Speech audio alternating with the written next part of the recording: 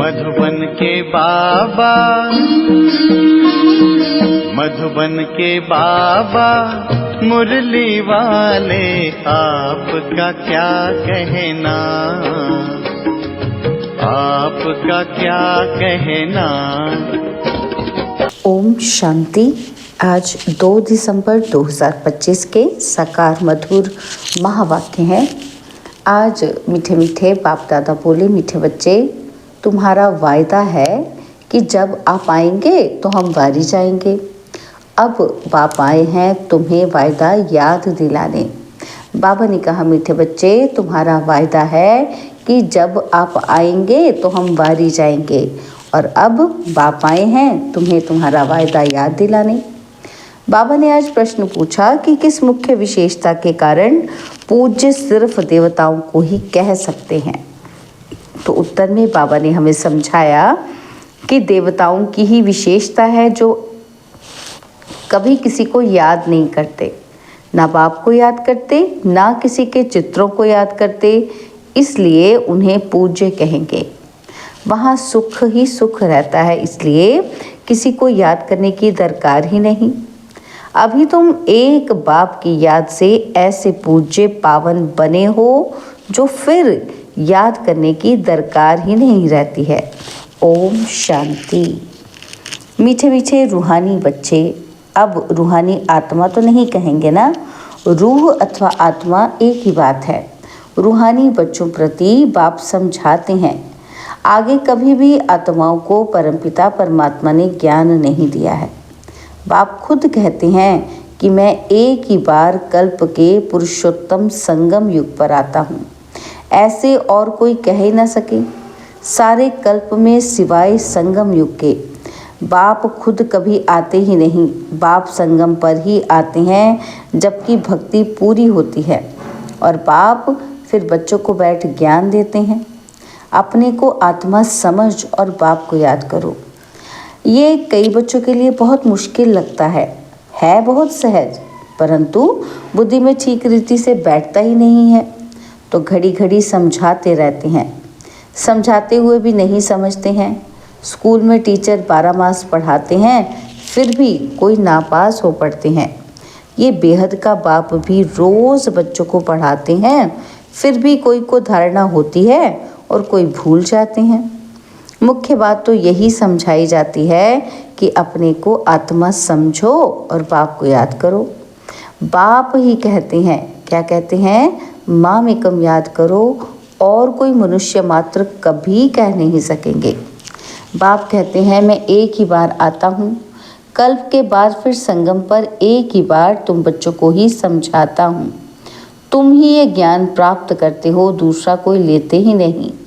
प्रजापिता ब्रह्मा के तुम मुख वंशावली ब्राह्मण इस ज्ञान को समझते हो, जानते हो कि कल्प पहले भी बाप ने इस संगम पर ये ज्ञान सुनाया था। तुम ब्राह्मणों का ही पाठ है, इन वर्णों में भी फिरना तो ज़रूर है, और धर्म वाले इन वर्णों में आते ही नहीं। भारतवासी ही इन वर्णों में आते हैं, ब्राह्मण भी भारतवासी ही बनते हैं, इसलिए बाप को भारत में आना पड़ता है। तुम हो प्रजापिता ब्रह्मा के मुख वंशावली ब्राह्मण। ब्राह्मणों के बाद फिर है देवताएं और क्षत्रिय। क्षत्रिय कोई बनते नहीं हैं, तुमको तो ब्राह्मण बनाते हैं, फिर तुम देवता बनते हो। वही फिर धीरे धीरे कला कम होती तो उनको क्षत्रिय कहते हैं। क्षत्रिय ऑटोमेटिकली बनना है। बाप तो आकर ब्राह्मण बनाते हैं, फिर ब्राह्मण से देवता, फिर वही क्षत्रिय बनते हैं। तीनों धर्म एक ही बाप अभी स्थापन करते हैं। ऐसे नहीं कि सतयुग त्रेता में फिर आते हैं। मनुष्य ना समझने के कारण कह देते कि सतयुग त्रेता में भी आते हैं। बाप कहते हैं, मैं युगे युगे आता नहीं हूँ, मैं आता ही हूँ एक बार कल्प के संगम पर। तुमको मैं ही ब्राह्मण बनाता हूँ प्रजापिता ब्रह्मा द्वारा। मैं तो परम धाम से आता हूँ। अच्छा, ब्रह्मा कहाँ से आता है? ब्रह्मा तो 84 जन्म लेते हैं, मैं नहीं लेता हूँ। ब्रह्मा सरस्वती जो ही विष्णु के 2 रूप लक्ष्मी नारायण बनते हैं, वही 84 जन्म लेते हैं और फिर उनके बहुत जन्म के अंत में प्रवेश कर इनको ब्रह्मा बनाता हूँ। इनका नाम ब्रह्मा मैं रखता हूँ। ये कोई इनका नाम अपना नहीं है। बच्चे का जन्म होता है तो छठी करते हैं, जन्मदिन मनाते हैं। इनकी जन्म पत्री का नाम तो लेखराज था, वह तो छोटेपन का था। अभी नाम बदला है, जबकि इनमें बाप ने प्रवेश किया है संगम पर। सो भी नाम बदलते तब हैं जबकि यह वानप्रस्थ अवस्था में है। वह सन्यासी तो घर बार छोड़ चले जाते हैं, तब नाम बदलता है। ये तो घर में ही रहते हैं। इनका नाम ब्रह्मा रखा क्योंकि ब्राह्मण चाहिए ना। तुमको अपना बनाकर पवित्र ब्राह्मण बनाते हैं। पवित्र बनाया जाता है, ऐसे नहीं कि तुम जन्म से ही पवित्र हो। तुमको पवित्र बनने की शिक्षा मिलती है। कैसे पवित्र बने, वह है मुख्य बात। तुम जानते हो कि भक्ति मार्ग में पूज्य एक भी हो नहीं सकता। मनुष्य गुरु आदि को माथा टेकते हैं क्योंकि घर बार छोड़ पवित्र बनते हैं। बाकी उनको पूज्य नहीं कहेंगे। पूज्य वह जो किसी को भी याद ना करे। सन्यासी लोग ब्रह्म तत्व को याद करते हैं ना, प्रार्थना करते हैं। सतयुग में कोई को भी याद नहीं करते। अब बाप कहते हैं तुमको याद करना है एक को, वह तो है भक्ति। तुम्हारी आत्मा भी गुप्त है। आत्मा को यथार्थ रीति कोई जानते नहीं। सतयुग त्रेता में भी शरीरधारी अपने नाम से पाठ बजाते हैं। नाम बिगड़ तो पाठधारी हो न सके। कहीं भी हो शरीर पर नाम जरूर पड़ता है। नाम बिगड़ पाठ कैसे बजाएंगे? तो बाप ने समझाया है कि भक्ति मार्ग में गाते हैं। क्या गाते हैं कि आप आएंगे तो हम आपको ही अपना बनाएंगे, दूसरा न कोई। हम आपका ही बनेंगे, ये आत्मा कहती है। भक्ति मार्ग में जो भी देहधारी हैं, जिनके नाम रखे जाते हैं, उनको हम नहीं पूजेंगे। जब आप आएंगे तो आप पर ही कुर्बान जाएंगे। कब आएंगे ये भी नहीं जानते। अनेक देहधारियों की, नामधारियों की पूजा करते रहते हैं। जब आधा कल्प भक्ति पूरी होती है तब बाप आते हैं। कहते हैं तुम जन्म जन्मांतर कहते आए हो, हम तुम्हारे बिगर किसी को भी याद नहीं करेंगे, अपनी देह को भी याद नहीं करेंगे। परंतु मुझे जानते ही नहीं है तो याद कैसे करेंगे? अब बाप बच्चों को बैठ समझाते हैं, मीठे मीठे बच्चों, अपने को आत्मा समझो और बाप को याद करो। बाप ही पतित पावन है। उनको याद करने से तुम पावन सतो प्रधान बन जाएंगे। सतयुग त्रेता में भक्ति होती ही नहीं। तुम कोई को भी याद नहीं करते, न बाप को न चित्रों को। वहाँ तो सुख ही सुख रहता है। बाप ने समझाया है जितना तुम नज़दीक आते जाएंगे कर्मातीत अवस्था होती जाएगी। सतयुग में नई दुनिया, नए मकान की खुशी भी बहुत रहती है। और फिर 25% पुराना होता है तो जैसे स्वर्ग ही भूल जाता है। तो बाप कहते हैं तुम गाते थे, क्या गाते थे कि आपके ही बनेंगे, आपसे ही सुनेंगे। तो ज़रूर आप परमात्मा को ही कहते हो ना। तो आत्मा कहती है परमात्मा बाप के लिए। आत्मा सूक्ष्म बिंदी है, उनको देखने के लिए दिव्य दृष्टि चाहिए। आत्मा का ध्यान कर नहीं सकेंगे। हम आत्मा इतनी छोटी बिंदी है, ऐसा समझ याद करना मेहनत है। आत्मा के साक्षात्कार की कोशिश नहीं करते, परमात्मा के लिए कोशिश करते हैं, जिसके लिए सुना है कि वो 1000 सूर्य से तेजोमय है। किसको साक्षात्कार होता है? तो कहते हैं कि ये तो बहुत तेजोमय था, क्योंकि वही सुना हुआ है। जिसकी नौदा भक्ति करेंगे देखेंगे भी वही, नहीं तो विश्वास ही ना बैठे। भाव कहते हैं आत्मा को ही नहीं देखा है तो परमात्मा को कैसे देखेंगे? आत्मा को देख ही कैसे सकते हैं? और सबके तो शरीर का चित्र है, नाम है और आत्मा है बिंदी, बहुत छोटी है। उनको कैसे देखें? कोशिश बहुत करते हैं परंतु इन आँखों से देख न सके। आत्मा को ज्ञान की अव्यक्त आँखें मिलती हैं। अभी तुम जानते हो कि हम आत्मा कितनी छोटी है। मुझ आत्मा में 84 जन्मों का पाठ लूंधा हुआ है, जो मुझे रिपीट करना है। बाप की श्रीमत मिलती है श्रेष्ठ बनाने के लिए, तो उस पर चलना चाहिए। तुम्हें दैवी गुण धारण करने हैं, खान पान भी रॉयल होना चाहिए, चलन बड़ी रॉयल चाहिए। तुम देवता बनते हो, देवताएं खुद पूज्य हैं, यह कभी किसी की पूजा नहीं करते, यह तो डबल सिर ताज हैं। तो बाबा कहते ये कभी किसे पूजते ही नहीं, तो पूज्य ठहरे ना, तो सतयुग में किसी को पूजने की दरकार ही नहीं।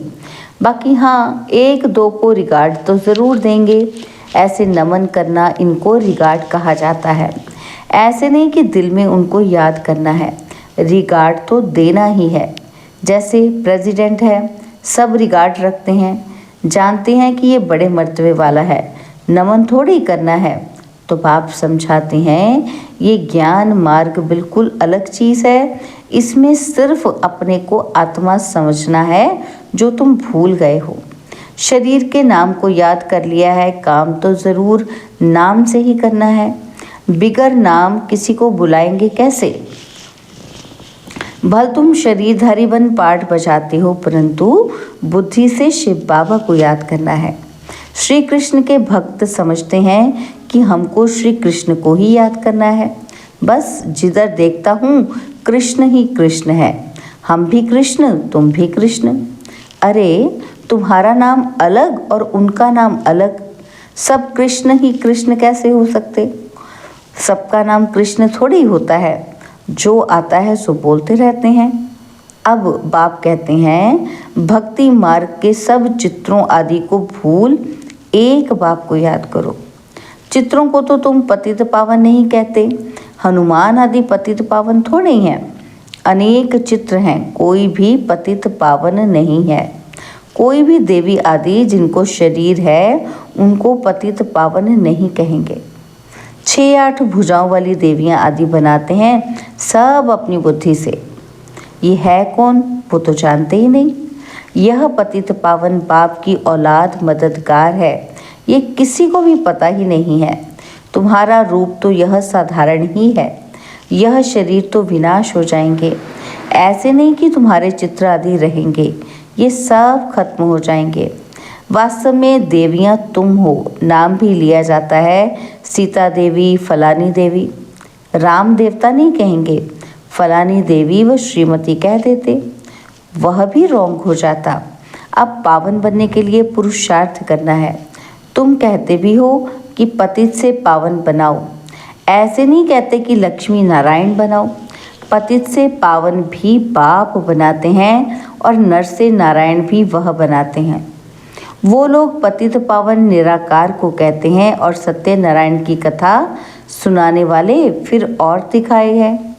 ऐसे तो कहते नहीं कि बाबा सत्यनारायण की कथा सुनाकर अमर बनाओ या नर से नारायण बनाओ, सिर्फ यही कहते हैं कि आकर पावन बनाओ। बाबा ही सत्यनारायण की कथा सुनाकर पावन बनाते हैं।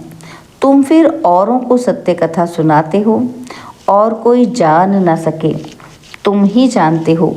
भल तुम्हारे घर में मित्र संबंधी भाई आदि हैं, परंतु वह भी नहीं समझते। अच्छा, मीठे मीठे सिकिलदे बच्चों प्रति माता पिता बाप दादा का याद प्यार और गुड मॉर्निंग। रूहानी बाप की रूहानी बच्चों को नमस्ते। हम रूहानी बच्चों की रूहानी बाप दादाजी को दिलवा जान सिकवा प्रेम से नमस्ते। ओम शांति। प्यारे बाबा, मीठे बाबा, मेरे बाबा, शुक्रिया बाबा, शुक्रिया बाबा, शुक्रिया। धारणा के लिए मुख्य सार है, पहला पॉइंट है स्वयं को श्रेष्ठ बनाने के लिए बाप की जो श्रीमत मिलती है उस पर चलना है। दैवी गुण धारण करने हैं, खान पान चलन सब रॉयल रखना है। और सेकंड पॉइंट है एक दो को याद नहीं करना है, लेकिन रिगार्ड ज़रूर देना है। पावन बनने का पुरुषार्थ करना और कराना है। बाबा ने आज हमें वरदान दिया, नीरस वातावरण में खुशी की झलक का अनुभव कराने वाले एवर हैप्पी भव। नीरस वातावरण में भी खुशी की झलक का अनुभव कराने वाले एवर हैप्पी भव। एवर हैप्पी अर्थात सदा खुश रहने का वरदान जिन बच्चों को प्राप्त है वह दुख की लहर उत्पन्न करने वाले वातावरण में, नीरस वातावरण में, अप्राप्ति का अनुभव कराने वाले वातावरण में सदा खुश रहेंगे और अपनी खुशी की झलक से दुख और उदासी के वातावरण को ऐसे परिवर्तन करेंगे जैसे सूर्य अंधकार को परिवर्तन कर देता है। अंधकार के बीच रोशनी करना, अशांति के अंदर शांति लाना, नीरस वातावरण में खुशी की झलक लाना, इसको कहा जाता है एवर हैप्पी। वर्तमान समय इसी सेवा की आवश्यकता है। स्लोगन है, अशरीरी वह है जिसे शरीर की कोई भी आकर्षण अपनी तरफ आकर्षित ना करे। अशरीरी वह है जिसे शरीर की कोई भी आकर्षण अपनी तरफ आकर्षित ना करे। बाबा के अव्यक्त इशारे, अब संपन्न व कर्मातीत बनने की धुन लगाओ। इसके लिए बाबा कहते हैं कर्मातीत का अर्थ ये नहीं है कि कर्म से अतीत हो जाओ, कर्म से न्यारे नहीं, कर्म के बंधन में फंसने से न्यारे। इसको कहते हैं कर्मातीत। कर्म योग की स्थिति कर्मातीत स्थिति का अनुभव कराती है। यह कर्मयोगी स्थिति अति प्यारी और न्यारी स्थिति है। इससे कोई कितना भी बड़ा कार्य मेहनत का हो, लेकिन ऐसे लगेगा जैसे काम ही नहीं कर रहे हैं, लेकिन खेल कर रहे हैं। अच्छा, ओम शांति। और अब यह एक बहुत अच्छी वीडियो भी जरूर देखें।